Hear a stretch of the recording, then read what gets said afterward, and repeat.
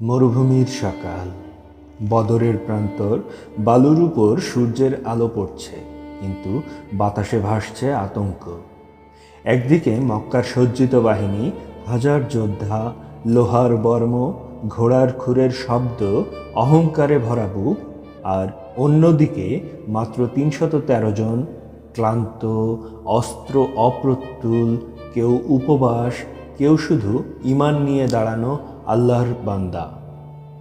মুহাম্মদ সাল্লাল্লাহু আলাইহি ওয়াসাল্লাম তাকালেন, মানুষের সংখ্যা দেখলেন না, তাকালেন আসমানের দিকে।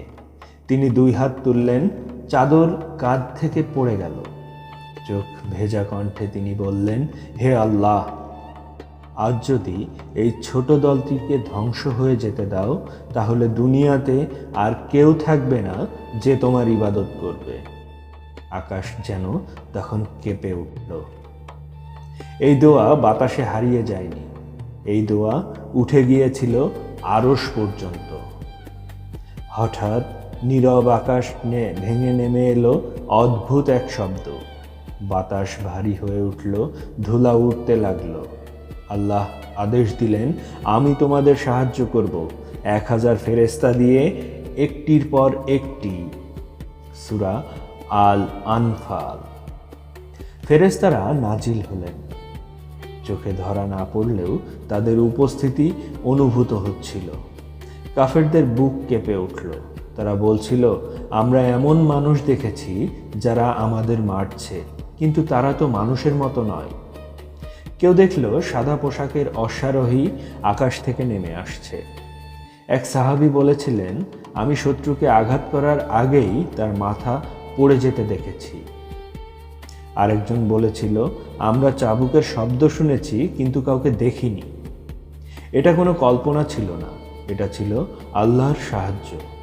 আল্লাহ ফেরেশতাদের বললেন, আমি তোমাদের সাথে আছি, তোমরা মুমিনদের দৃঢ় রাখো। সূরা আল আনফাল। বদরের ময়দান বদলে গেল। যারা দুর্বল ছিল তারা শক্ত হয়ে উঠল, যারা কম ছিল তারা সংখ্যায় বড় হয়ে উঠল, আর যারা অহংকারে ভর করেছিল তারা পরাজয়ের স্বাদ পেল। যুদ্ধ শেষ হলো, সত্য জয়ী হলো, মিথ্যা মাথা নত করল। সেদিন বদর শুধু একটি যুদ্ধ ছিল না, ছিল একটি ঘোষণা।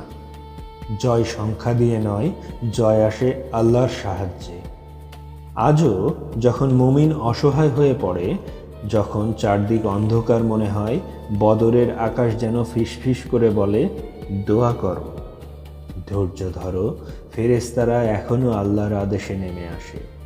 তাই আমাদের মুমিন হয়ে ওঠার আগে আল্লাহর উপর ভরসা রাখতে শিখতে হবে, যেন আমি আল্লাহর উপর সর্বোচ্চ পরিমাণ ভরসা রেখে জীবন ধারণ করতে পারি।